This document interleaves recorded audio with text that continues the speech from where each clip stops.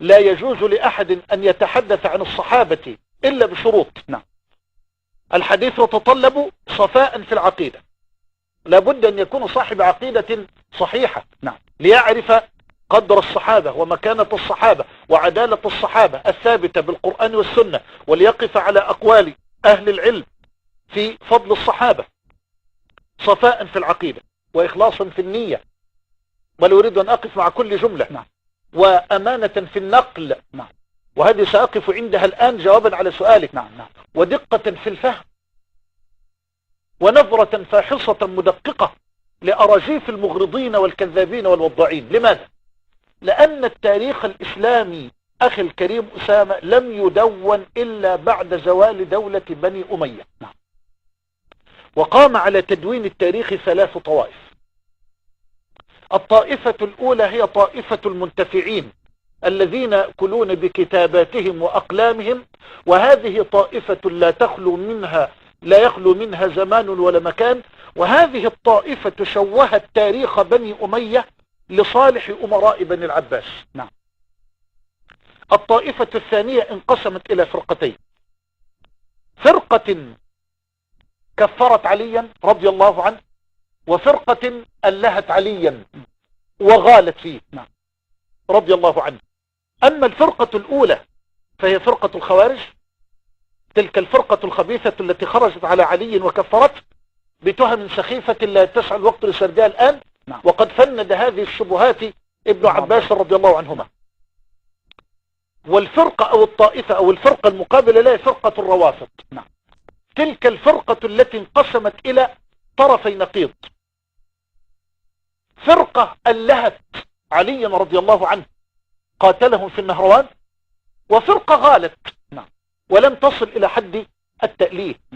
هذه الفرق كل فرقة لها روايات شحنت بها الكتب والأسفار. أما الفرقة أو الطائفة الثالثة هي طائفة أهل السنة. نعم. كالإمام ابن جرير الطبري وابن كثير وابن الأثير وابن عساكر وغيرهم. نعم. لكن للظروف التي مروا بها، وكل من قرأ التاريخ يعلم هذه الظروف السياسية الحرجة التي بدأت بعد قتل عمر رضي الله عنه وامتدت، لأنه بمجرد ما قتل عمر كسر باب الفتنة، ولذا كان عمر يسمى غلق الفتنة. نعم. فلما كسر الباب خرجت الفتن. ولذلك قال علي حين قال له حذيفة رضي الله عنه ذلك، قال إذن يفتح أم يكسر؟ قال هذا حري ألا يغلق. اللهم جنبنا الفتن ما ظهر منها ما بطن. الشاهد أخي الحبيب أن طائفة أهل السنة نقلت كل الروايات ووضعتها في الكتب، لكن من باب أمانتهم العلمية ذكروا كل رواية بسندها. نعم. وتركوا المرحلة الثانية لمن يأتي لينقل من هذه التركة الضخمة ليقف على سند كل رواية ليعرف صحة الرواية من عدمها، يصفي. نعم. فنزل إلى هذا الميدان من لا يحسن النزال. نعم. ولذلك وقع كثير من أهل السنة، وقع كثير من أدباء وكتاب وعلماء أهل السنة. نعم. الذين نقلوا من هذه التركة كالبداية والنهاية وابن تاريخ ابن الطبري وتاريخ الحافظ ابن عساكر نقلوا، واحتج هؤلاء بأن الرواية موجودة في البداية والنهاية. نعم. لكن لأنهم ليسوا من علماء الحديث ولا يجدون هذه الصنعة نقلوا الرواية، واكتفى هؤلاء بأن وجود الرواية في هذه الدواوين لعلماء أهل السنة دليل كاف لصحة الرواية. نعم. ولم يحققوا الرواية سندا ليقفوا على صحة الرواية متنا. نعم. ومن تعامل مع التاريخ في هذه الحقبة الحرجة معاملة علماء الحديث سيصفي لنا هذه الحقبة التاريخية الملتهبة، وسيخرج لنا الحق من بين هذا الركام الهائل من ركام الباطل، ولم يفعل ذلك إلا القلة. ولذلك أنا أناشد العقلاء بالعودة إلى التاريخ المصفى للوقوف على حقيقة هذه الحقبة، وللوقوف على مكانة الصحابة وعلى أخطاء الصحابة، لنعلم يقينا أن هذه الروايات الكثيرة التي تذكر أن عليا رضي الله عنه قام يقنت في صلاة الفجر ليلعن معاوية رضي الله عنه، وأن معاوية رضي الله عنه قام يقنت ليلعن عليا والحسن والحسين. هذا سخف يا أخي، هذا كذب. والله لا يفعل ذلك الآن في عصر الفتن، عصر الفضائيات والإنترنت، والله لا يفعل ذلك طويلب علم من علماء أهل السنة. فكيف بأولئك الذين رباهم المصطفى وكفى؟ وأنا أقول كل تلميذ يقتبس في العادة من أستاذه، فكيف يكون الاقتباس إذا كان الأستاذ رسول الله صلى الله عليه وسلم؟ وكل تلميذ يقتبس في العادة من المنهج الذي تربى عليه، فكيف يكون اقتباس الصحابة إذا كان المنهج الذي تربوا عليه الكتاب والسنة على يد من رباه الله على عينه ليربي به الدنيا؟ إذا لابد من مراجعة التاريخ والوقوف على هذه الروايات. ولذلك أنا أناشد العقلاء مرة 44 وألف أن يرجعوا إلى كتب المحققين من أهل العلم، وألا يصغوا بآذانهم لمنهج واحد فقط، وأن يتصوروا أن هذا المنهج هو الحق الذي لا يأتيه الباطل من بين يديه ولا من خلفه. لا ينبغي أن يكون أحدنا معه، وإنما ينبغي أن يكون صاحب عقل وصاحب قلب وصاحب فكر، وألا يقلد دينه أي أحد. اعرف الحق، هذا قول علي. اعرف الحق تعرف أهله. فإن الحق لا يعرف بالرجال، ولكن الرجال هم الذين يعرفون بالحق. نعم، بارك الله فيكم شيخي. لذلك دائما ما نقر هذه الحقيقة، إننا قوم ندور مع الدليل حيث دار، ونقول إن الإسناد من الدين، ولولا الإسناد لقال من شاء ما شاء. ومعي على الهاتف محب لكم ومحب لشيخ حسن الحسيني، فضيلة الشيخ عبد الله السلفي من الكويت. السلام عليكم ورحمة الله وبركاته. وعليكم السلام ورحمة الله. أهلا ومرحبا. أنا أتصل من المملكة العربية السعودية. أهلا بك ومرحبا. أرحب بك وبالمشايخ الكرام، وأسأل الله عز وجل أن يوفق قناة صفا والقائمين عليها وقناة الرحمة وباقي القنوات التي انضمت إلينا. نعم. آمين. اللهم آمين. أقول أيها الحبيب، لقد انبرى حسن بن موسى الصفار وراح يرد على قناة صفا وعلى القنوات الإسلامية التي غارت على عرض رسول الله صلى الله عليه وسلم، وقال إنها تثير الخلاف. نعم. وأن الشيعة يرفضون ذلك ولا يرضون بالإساءة إلى الرموز الدينية والشخصيات الإسلامية. نعم. وعلى رأسهم الصحابة وزوجات النبي صلى الله عليه وسلم. بل قال حسن الصفار للشيخ سعد البريك في إحدى ردوده أنه ينبغي النظر بإيجابية وتقدير لتلك التصريحات، ويعني تصريحاته وتصريحات من عمل معه من أهل التقية. نعم. إن الصفار أيها الأحباب أصدر هذه البيانات عملا بالتقية، وإلا لماذا لم تقم مراجع الشيعة الإمامية الاثنى عشرية بالرد على ياسر الحبيب؟ فلم نسمع أو نرى السيستاني ولا الخميني ولا الخامنئي ولا صادق الشيرازي ولا الميلاني يدافعون عن عرض النبي صلى الله عليه وسلم. في المقابل رأينا البيانات وخطابات الاستنكار شديدة اللهجة ضد الشيخ الأخ الكريم الدكتور محمد العريفي عندما وصف السيستاني بذلك الوصف. وفي المقابل لم نرى أي ردة فعل من مراجع الشيعة الذين يعتد بهم. إن السؤال الذي يتبادر إلى الذهن، هل هذا الكلام الذي قاله حسن الصفار هو عقيدة الشيعة الإمامية؟ وهل بالفعل أن الشيعة الإمامية يتبرؤون من كلام ياسر الحبيب ومجتبى الشيرازي؟ وهل هو قول شاذ؟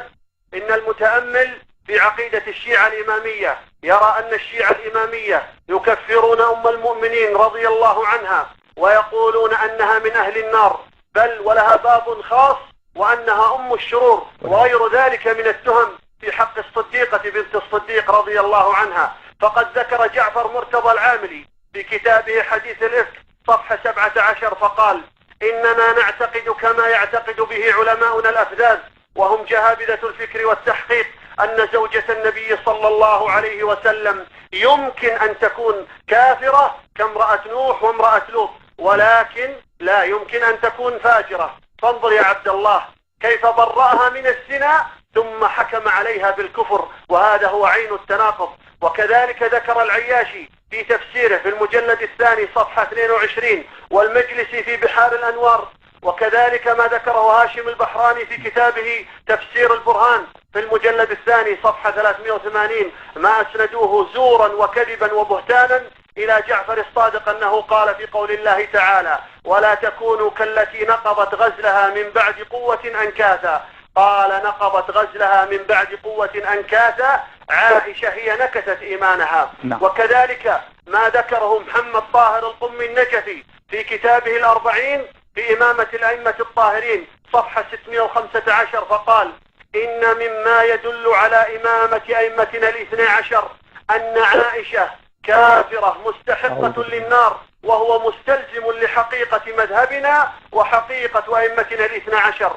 ثم قال: وكل من قال بإمامة الاثنى عشر قال باستحقاقها للعن والعذاب، أي لأم المؤمنين رضي الله عنها. وقال يوسف البحراني أن عائشة كانت منافقة ثم ارتدت بعد وفاة النبي صلى الله عليه وسلم، فقال في كتابه الشهاب الثاقب في بيان معنى الناصب صفحة 236 أنها كانت في حياة النبي صلى الله عليه وسلم من المنافقين، ثم أنها ارتدت في حياته كما ارتد ذلك الجم الغفير المجزوم بإيمانهم. وقال المجلسي في كتابه الاعتقادات صفحة 58: إن مما عد من ضروريات دين الإمامية استحلال المتعة وحج التمتع والبراءة من أبي بكر.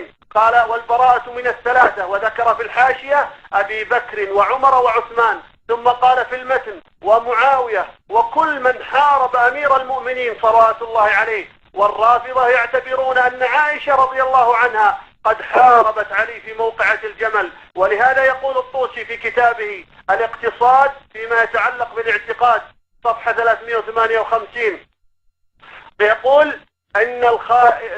إن الخارج على أمير المؤمنين والمقاتل له كافر بدليل الفرقة المحقة على ذلك. ولهذا فإن الشيعة الإمامية الجعفرية الاثنى عشرية يكفرون عائشة رضي الله عنها صراحة، مع أنها خرجت للصلح وليس للحرب كما يزعم الروافض، بل